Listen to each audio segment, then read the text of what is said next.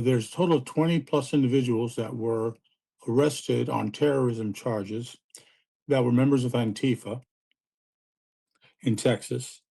They literally threw firecrackers at an ICE location to lure the ICE people out, and then they started shooting at them. It didn't go well for them.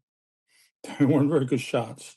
They only hit one officer, and he was injured, winged more than anything else, not even hurt. But they were prosecuted. 9 were prosecuted to the full extent of the law. Combined, they had 450 years of jail time. The leader, 100 years. The least, 30 years of jail time for 450 total years. The others,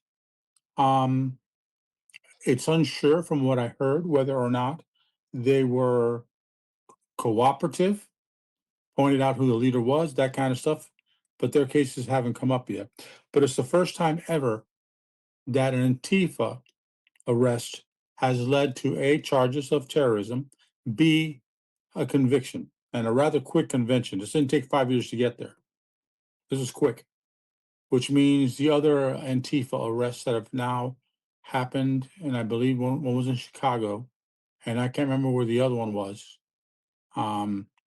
Now they got to look at it, and they have to understand that that they're going to have problems. They're not just going to get away with coming out on the streets and do what they want just because they get paid. I just want to bring it to everyone's attention. Ooh, interesting. Monkey has a response on this? I would like to point out that Antifa is one of the organizations that should be a focus on ties and funding. A lot of these Antifa type groups show up at protests. A lot of these protests are tied to Code Pink.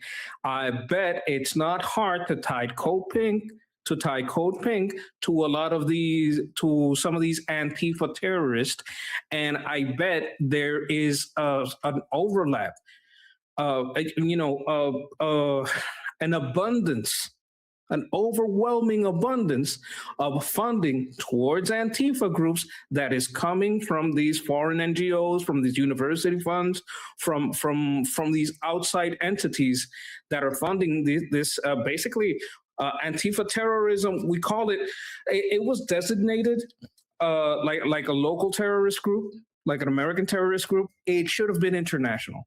I don't know if they did the international thing, but they should do it. They should just designate it because it gives them a lot more leeway when it comes. It means the CIA can look at them, right? It's not just the FBI. When it's local, it's the FBI, and they have a lot of limits. But when it's international, if these are getting funded from the outside, that opens up a lot of space for discovery. It opens a lot of, basically investigations into forensic accounting, and going into these people's funds and going into these people's communications to see how well they're tied between these, green or, black and red movements, between, Hamas support and university funding and Antifa terrorists. Like, how are all these things tied together?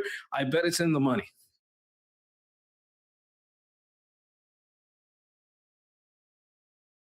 Okay, thank you, Monkey. I think we don't have any other twos. Let's go to super chats. Okay, we got 2 super chats. Casey, thank you so much. Saying new Colombia president is opening an embassy in Jerusalem. Is that so? Because didn't the outgoing president of Colombia say Heil Hitler? What a big what a big 180. So outgoing leftist presidents, yeah, that's right. I got that right. The Gustavo Petro, they shocked the world by tweeting Heil Hitler in response to a politician who was pro-Israel. So it was like anti-Jewish comment. Unbelievable. So that was the outgoing one. The new one, the right-wing president coming in. So his name is Abel. I don't know how to pronounce any of that. I'm not going to even try. His nickname is the Tiger, which is a lot easier. Okay. He won Colombia's president runoff election by razor-thin margin He will officially take office on August 7th. So that's good. So during his administration, Petro had completely so Petro is short for his name. Completely severed. Oh, the last one. Sorry, this last was severed diplomatic relationship with Israel.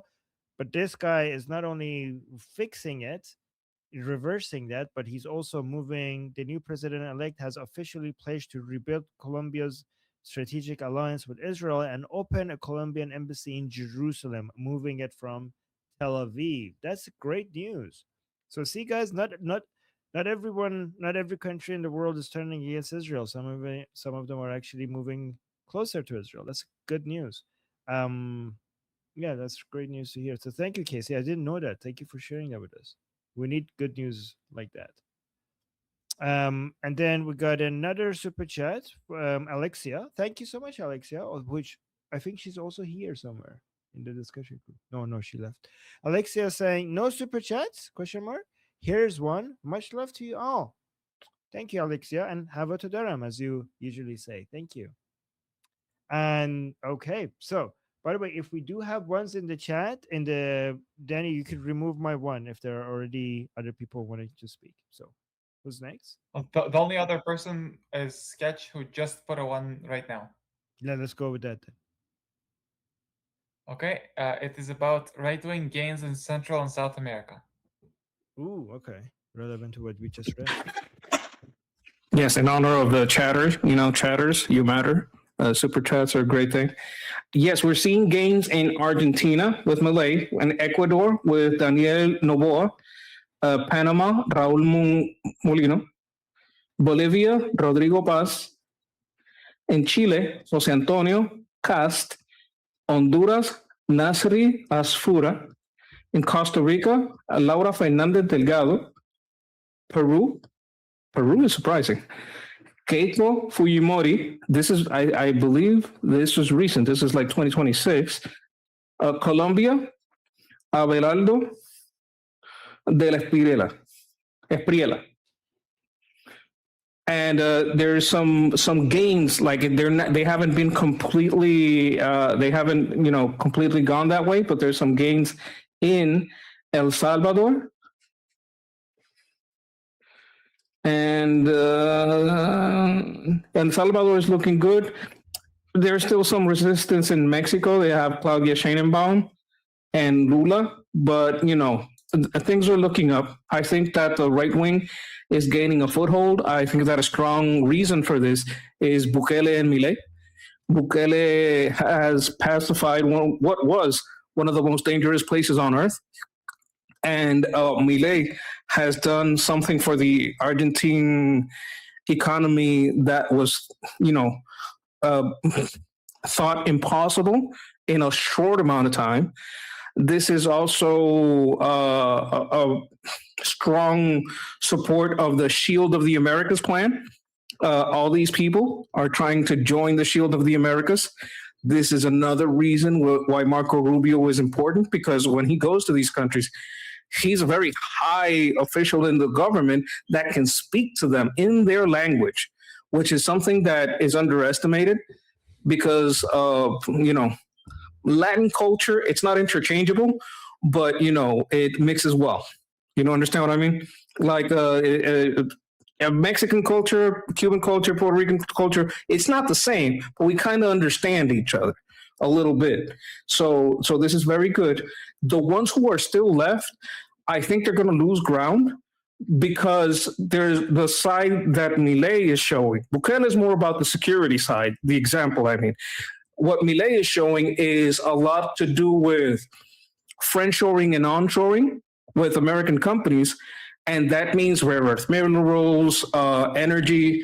That takes a lot of power away from China and the dictatorial blocs and gives a lot of power to the more private property minded, democratic governments of not Democrats, democratic governments of the West, Western style economies, over command economies.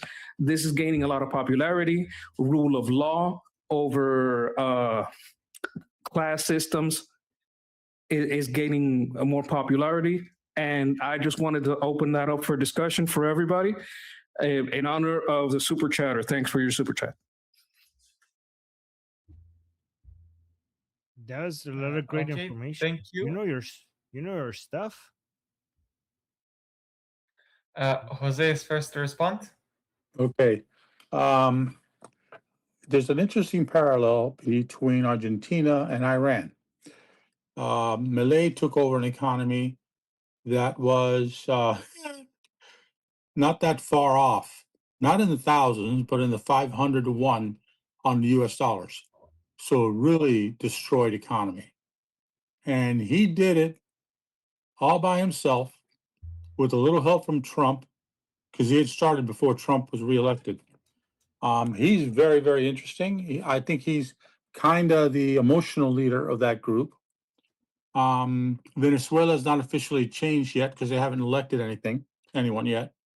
So we can't count that. But if you look at the map of South America, Colombia, all the way across to the Panama Canal, and then all the way down to you get to Argentina, is all blue. Blue for right wing, red for communism. And where you have the socialist powers, the biggest chunk is of Brazil, but that's because of the Amazon, which is a very uninhabited area. And then there's some other states along the Caribbean and the Atlantic coast that are also, they have elections next year, so things can change. There's Fujimori, monkey, I can confirm, is the elected official now. The challenge has stopped because she told the guy that was challenging her, saying, "That's too few votes. We have to recount again." Yeah, well, you didn't allow me to recount it the last 3 times we had elections. I was running and I lost by lesser votes than that. And that pretty much told the rest of the people of Peru came up and told him to shut up. So it's very interesting what's happening down there. And yeah, most of these countries, the help that they want from the United States is getting rid of the cartels.